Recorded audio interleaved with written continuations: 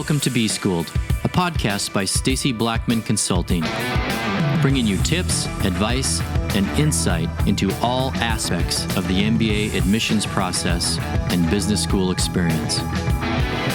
And now, here's your host, writer, author, and Harvard MBA, who's been an MBA admissions consultant for over a decade, Erica Olson. Hi there, everyone. So depending on when you're listening to this, HBS interview invitations either are about to come out today at noon Eastern time or already did. So I figured this was the perfect episode to cover Harvard's very unique type of MBA interview. If you end up being one of the lucky ones who got an invitation, congratulations, sincerely. That is truly a feat to be celebrated in and of itself. But after your celebration, and once you have your interview date secured, you should plan to get serious about preparing whenever you can find time during the few weeks leading up to the big day.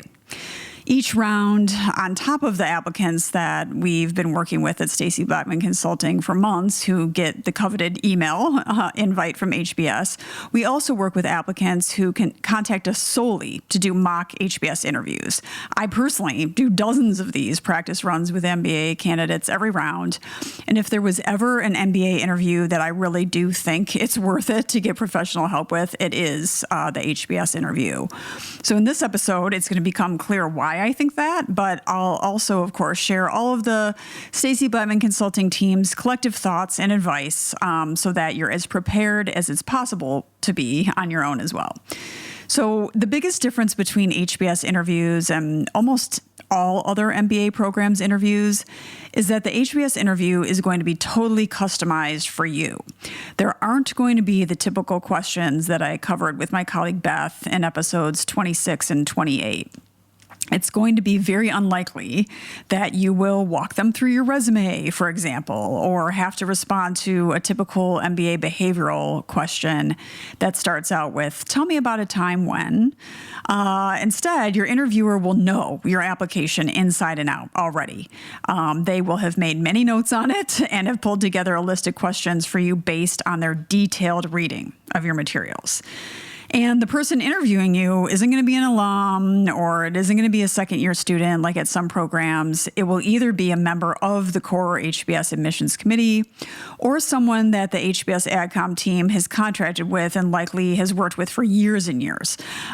So what I mean is there are specific individuals that HBS is partnered with to conduct interviews in specific regions, say like the Bay Area or parts of Asia, who they just trust implicitly and whose names we see year after year when our clients write their post-interview reflections or thank you emails. And I mean, all schools do this too, but when you think about it, HBS really has no choice but to have strategic partners that they use as interviewers. I mean, each interviewer needs to review each interviewee's materials in depth and create a list of personalized questions for them. So it's a really time-intensive process. Now, in a normal year, when schools would conduct in-person interviews, HBS would usually also they'd have a main interviewer, and then they'd also have an observer or a note taker, which, sometimes is a little unnerving for people when there's a person in the room who's just like scribbling comments the entire time. It didn't seem, though, like a second person was involved this past round. So round one of this past application cycle, when interviews were conducted over Skype, none of the applicants that I worked with had reported having an observer on the Skype with them. That doesn't mean there wasn't, but just due to COVID, I think they may have had to change their format a little bit. But either way, whether there's an observer or not, it's definitely a little bit more intimidating knowing that it is an admissions committee member or kind of an AdCom member by proxy, if you will, who will be speaking with you. Interviews with local alums for other schools tend to be a little more laid back, and you may get the sense that that alum you're matched with is actually kind of rooting for you and excited for you. And with second-year students, those people would likely be closer to you in age and just have common interests and be able to remember when they were in your position. You might even find that you would have had like friends in common if you know current students in the program. That's actually happened with a lot of the applicants I've worked with and has helped put them at ease. But again, HBS is going to be a little more formal than that. Before I go any further, I actually want to remind people, especially newer listeners, that our most popular episode that we've ever done of B-School was our second one, in which a past client of mine, Nick, described his interview experiences at both HBS and Stanford GSB. So he was one of the rare unicorns that got interviews at both. So episode number 2 is one of our longer ones, but I think it's the most popular one for a reason. So definitely give that one a listen if you haven't already, and if you find yourself in the position of having a HBS interview invite. Okay, so let's get back to the fact that HBS interviews are going to be customized for each applicant who gets an invite. So how in the world should you go about preparing? The good news is that they really shouldn't be asking you about anything you don't know. The most obvious place to start in preparation is to reread your materials with fresh eyes. And if you're not working with an admissions consultant who can kind of like objectively go through your materials and come up with some likely ways that the HBS interview should go, you need to find a friend that you can practice with who will read everything you submitted and compile a list of questions about anything that wasn't totally clear or that the interviewer might want to dig deeper on with regard to all of your major life decisions and career moves to date. So, while many people would describe the HBS interview as intense, it's not intense because they're trying to trick you. So just keep that in mind. Back in my day, there was a Saturday Night Live skit about TV journalist Barbara Walters asking people like really out there questions. And one of them was, if you were a tree, what kind of tree would you be? And it became this running joke. And apparently she really did ask actress Katharine Hepburn that. But I can assure you, like, HBS is going to be pulling stuff like that out on you. Okay, so it's not going to be strange questions. It's just a bit intense because they're going to push you to kind of stake your position on something and then defend that position. There's going to be follow-up questions. There might be a little bit more pushback or digging than you might have experienced in other interviews. They want to see how your mind works, how you make decisions, and they're essentially trying to figure out what you would be like in a class debate.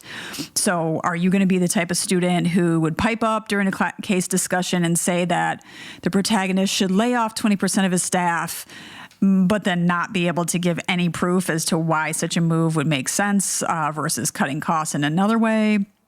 Or are you going to have a well laid out argument that perhaps encompasses something you learned from your career, as well as other things that you knew about the protagonist's industry or strategic options? So, they're not going to have you read a case during the interview and then pretend like you're in class, but they still need to find a way to really get the sense, a good sense for the type of student you'd be. And so they do this by zeroing in on decisions that you've made in your life to date, kind of digging deep into why you made and how you thought through those decisions. And they also do this by looking for signs of intellectual curiosity across all phases of your life. Like anything in your materials is fair game. This might be the place where I should mention that aside from the fact that HBS interviews are unique and that they're usually pretty customized for each applicant, like I said before, I would say another major difference is that HBS interviews often try to get at your opinion on something. And there's almost always some sort of forward-thinking aspect of the discussion. So to think about it another way, other MBA programs are usually going to ask you to talk about experiences you've already had and achievements you've already made. And there definitely will be some of that with HBS, but there's also likely going to be like a thought-provoking discussion about some topic that forces you to share an opinion and kind of back it up. So let's talk about some of the types of questions that they could ask that could start getting them the insight on you that they're looking for. And I should make it clear here, if it wasn't clear earlier, that the types of questions they're going to ask are going to be determined by the information you and your recommendation letters supplied them with in your materials. Meaning if you spent a good chunk of writing your essay about why you made a drastic career switch a year or two ago, they might not feel the need to rehash all of that decision if you haven't really left many stones, for them to turn over with that one.